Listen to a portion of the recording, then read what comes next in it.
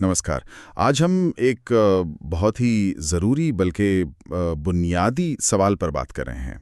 दुनिया में जो इतनी उथल-पुथल है, तो क्या इसका हल, क्या असली बदलाव हर एक इंसान से शुरू होना चाहिए? हमारे पास एक संवाद के कुछ अंश हैं। शीर्षक है ज्ञान से मुक्ति और आंतरिक क्रांति। हाँ। और इसमें एक बात कही गई है जो थोड़ी चौंकाती है कि व्यक्तिगत बदलाव, जो ट्रांसफॉर्मेशन है, उसके लिए शायद ज्ञान या समय इनकी ज़रूरत नहीं है। इसी नुक्ते को थोड़ा समझना चाहेंगे आज। बिल्कुल।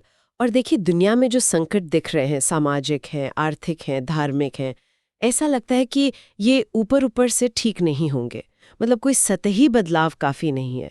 ये संवाद इशारा करता है कि जड़ जो है वो हमारे मन के अंदर है, उसके बटे हुए होने में। तो मतलब ये हुआ कि समाज बदलने का जिम्मा किसी सरकार का या किसी संस्था का नहीं है, नहीं, बल्कि हर इंसान का है कि वो अपने अंदर एक मौलिक बदलाव लाए। ये तो बहुत बड़ी बात है। हाँ बिल्कुल। और यहाँ व्यक्ति या इंडिविजुअल शब्द का मतलब भी थोड़ा गहरा है। आमतौर पे तो हम सोचते हैं एक इंसान, पर इस संवाद के हिसाब से सच्चा व्यक्ति वो है जो बटा हुआ ना हो, जो पूरा हो, एक तरह से स्वस्थ हो, पवित्र हो। लेकिन हम तो अंदर से बटे हुए हैं ना। हमारे विचार, हमारी मान्यताएं, इच्छाएं सब हमें बांटती हैं। तो क्या हम सही मायने में व्यक्ति हैं, ये सवाल उठता है।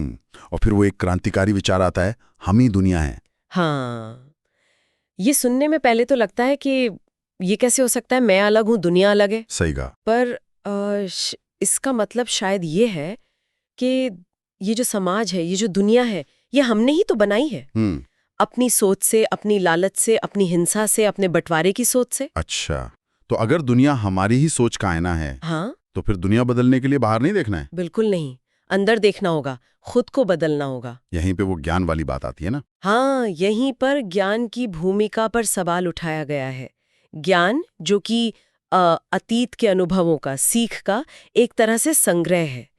क्या वो हमें वर्तमान को, जो अभी है, उसे ताजगी से देखने देता है, या फिर वो अपनी एक परत चढ़ा देता है, पुरानी छवियों की, धारणाओं की, पूर्वाग्रहों की। ये तो बड़ी पेंच वाली बात है। मतलब जो ज्ञान हमें दुनिया समझने में मदद करता है, हाँ, वही शायद हमें असलियत देखने से रोक भी रहा है। तकनीकी कामों के लिए, जैसे गाड़ी चलाना या कोई मशीन ठीक करना, उसके लिए तो ज्ञान चाहिए ही। पर जब बात मन की शांति की हो या सच्ची अच्छाई की हो, तो क्या ये ज्ञान, ये अतीत का बोझ एक बाधा बन जाता है? संवाद का इशारा तो इसी तरफ लगता है। हाँ बिल्कुल। ज्ञान हमें ज्ञात के दायरे में रखता है, जो नोन है। और शायद असली क्रांति वो ज्ञात से मुक्ति में है। मतलब अतीत के बोझ से आजाद होना, अनुभव, परंपरा, सीखे हुए विचार, इन सब से। ताकि हम वर्तमान को सीधे सीधे देख सकें, बिना किसी फिल्टर के। हाँ बिल्कुल। इसी से जुड़ी एक बात और है, परंपरा के बारे में। हाँ। उसमें कहा गया है कि परंपरा का एक मतलब विश्वासघात भी है। ये थोड़ा मुश्किल लग रहा है समझने में। देखिए, इसका मतलब शायद ये है कि जब हम बिना सोचे समझे, सिर्फ इसलिए कि कोई बात पुरानी है, कोई रीति चली आ रही है, उसे मानते रहते हैं, तो हम असल में वर्तमान के साथ धोखा कर रहे हैं। वर्तमान के साथ धोखा? हाँ। कैसे? क्योंकि हम अतीत में जी रहे होते हैं। वर्तमान में जो सच्चाई है, जो संभावना है, उसे हम देख ही नहीं पाते। इसी तरह जो स्थापित धर्म है, अपने कर्मकांडों, विश्वासों, विभाजनों के साथ, शायद वो भी हमें सत्य को खोजने से रोकते हैं। तो फिर रास्ता क्या है? अगर ज्ञान बाधा बन सकता है, परंपरा धोखा हो सकती है, तो फिर मायने क्या रखता है? कर्म, एक्शन। कर्म? हाँ, मतलब सिद्धांतों की बातें करना, विश्लेषण करना, ये उतना महत्वपूर्ण नहीं है। महत्वपूर्ण है जो है।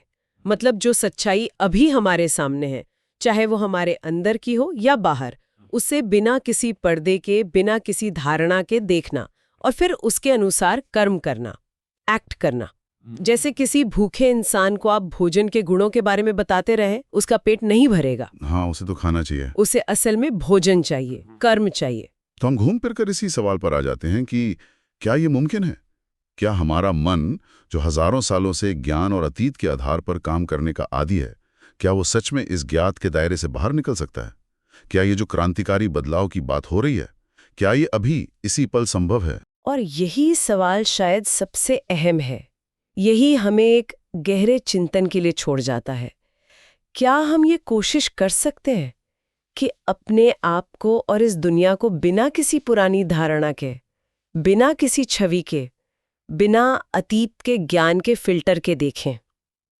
अगर हम ऐसा कर पाएं तो क्या कुछ ऐसा नया सामने आएगा जिसकी हमने शायद कल्पना भी ना की हो।